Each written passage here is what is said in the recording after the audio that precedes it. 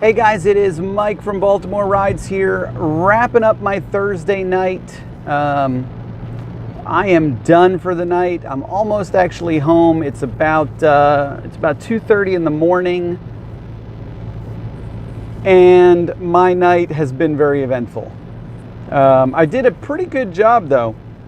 Feel pretty pleased with the results. About $55 with Lyft and $186 with Uber. Now, I lucked out. I got a lot of Lyft rides early in the day. I started around 2 o'clock, 2:30ish, and I probably got 5 out of the 7 or so Lyft rides within the first 2 hours. It was almost back-to-back Lyft rides for a while there. And then I got out of Baltimore because rush hour was starting to get, crowded and congested. I got up to Towson, and I pretty much worked north of the city the rest of the night. And I really lucked out at the end of the night because the bar surge picked up, and I was able to get a couple really good trips. And then I got a trip all the way to Owings Mills from Towson with surge twice. So, it was a good night all in all. Couple minor mishaps and a learning lesson for you guys. I had 5 college students squeeze themselves into my car. So it was, 1 in the front with me and then 4 in the back. And I told them, I said, give me cash. I'll take a $10 cash tip now or we're not going anywhere. And of course they said, oh, we don't have change. All we have is 20s.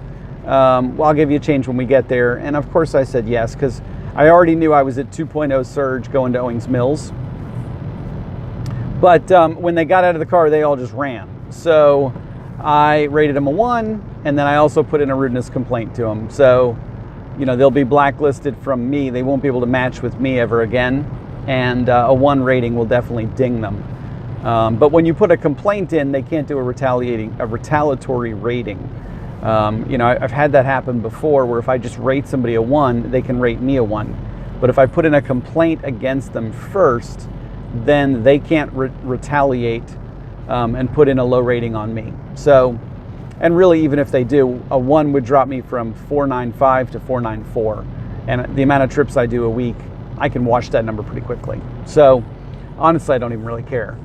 But other than that, it was a pretty good night. I had a couple great conversations. One of the drunk kids from this evening was really funny. He was a Boston fan, and I'm obviously from there. So, we were talking sports and New England pretty much the whole ride.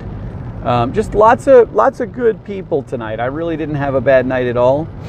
I had another ride all the way up to Falston. So I had some long trips tonight, and I think that's why I'm over 200 between the 2 services, is that I had a ride all the way out to Falston, which is like Bel Air almost. A couple rides from Towson to the Owings Mills, Reisterstown area. So, they weren't just $3 minimum fares. There were a couple, decent ones in there.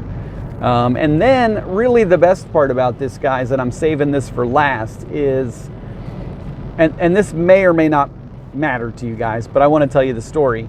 When I first moved to Maryland almost 20 years ago, 2001, I didn't know the area at all. I came from Massachusetts, moved down to Maryland, got a job down here, and found a place to live all in the same trip down.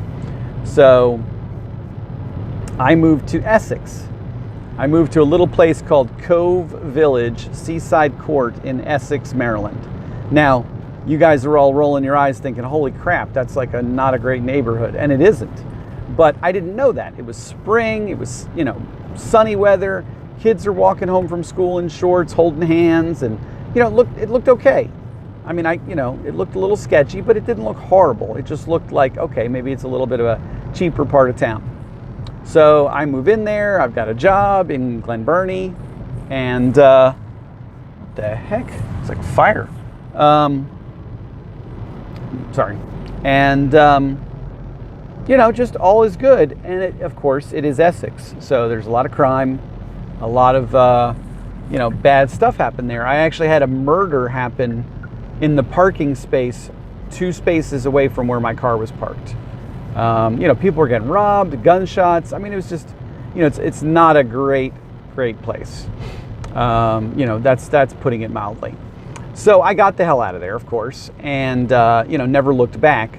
But I was over in like Dundalk, and I thought to myself, you know what? Let's go see if I can find where I used to live. And so I'm driving around, and I can't quite remember it, and it was a long time ago. I knew roughly that it was right near Back Neck River Run Road, or whatever the hell that street is called.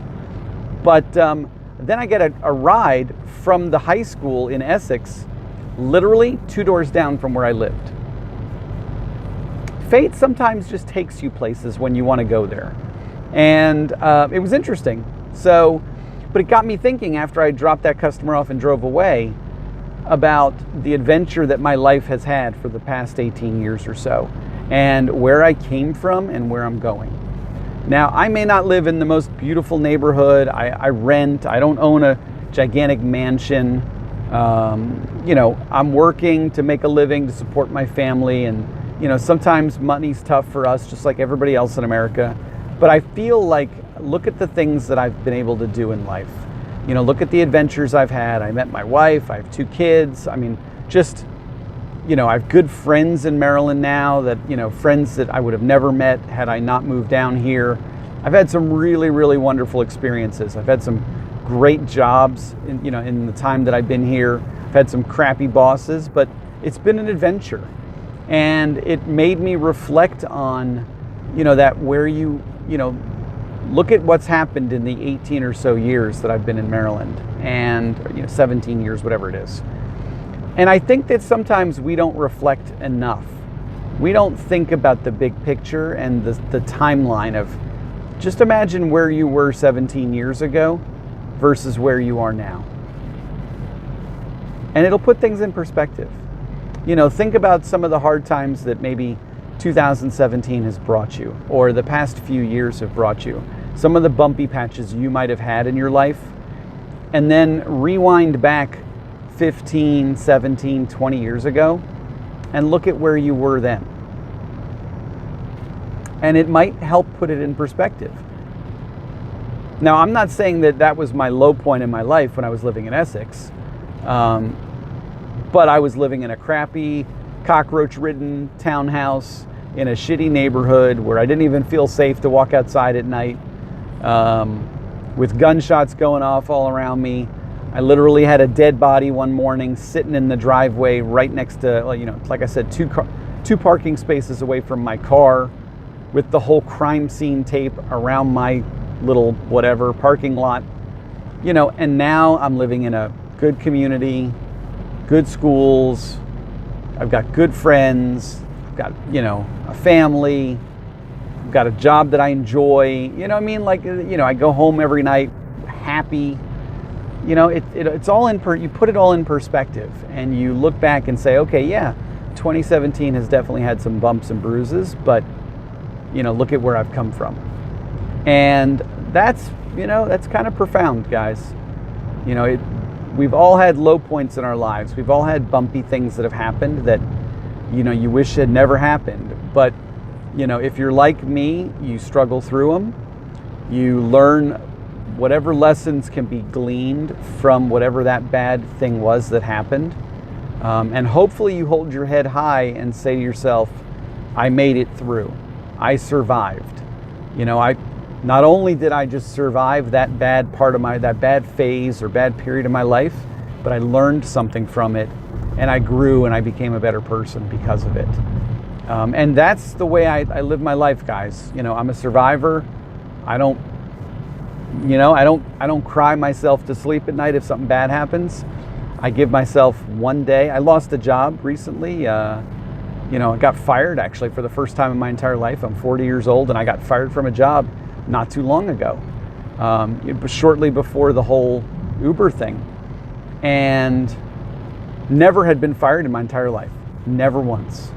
Always left jobs on good terms, and this was the first time I ever got fired, and it was kind of a bad scene. It was just weird the way it happened. I had a boss that basically didn't like me, and made my life living hell, and just ran me out.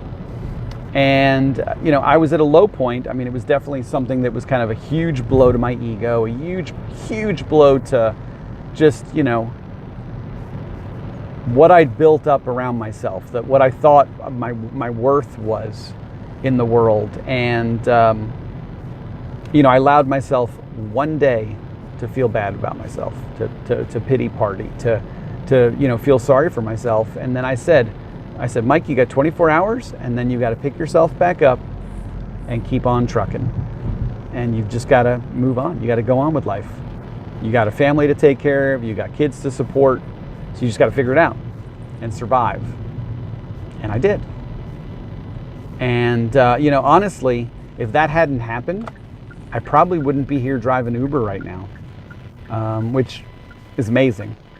Because honestly, out of that bad event, something really wonderful came out of it. Now, is Uber not always easy? Some days it's tough. You guys know. Some days it's hard. Some days you're not making your goals. Some days you're frustrated at the money. You got a customer barfing in the back of your car some nights, you know. But I really love it. You know, I love the job. I really like what I'm doing. I enjoy the interactions with people. I definitely enjoy not having 100+ employees and all the stress that came with that. And I'm just happy. You know, I'm glad to be where I am right now. And as much as there's always things I want to do better, as much as I wish I was a little bit more financially comfortable than I am, that's okay because it's okay because I'm happy with what's happening. And I know that I will make things better. I know that I will continue to grow and evolve and improve. But, you know, even out of that bad event, something good has happened. And I think back to Essex and my time there. And if that hadn't happened, I might not be here in Maryland.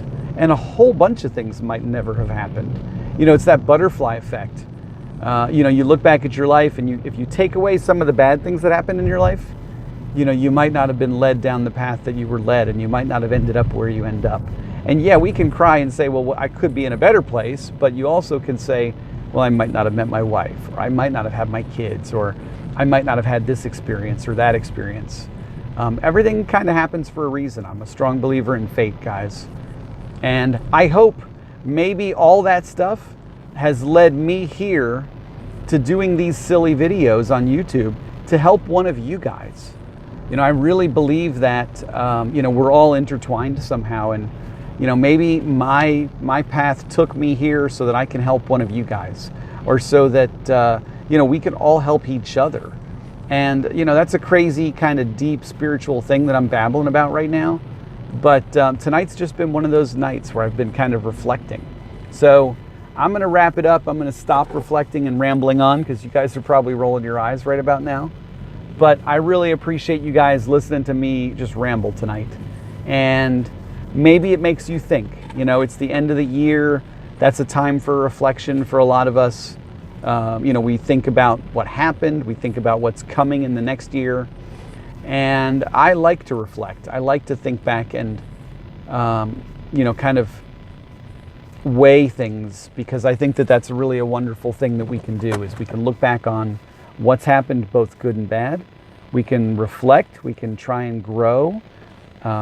We can think about what do we want to do differently, and what wonderful things happened that we want to appreciate.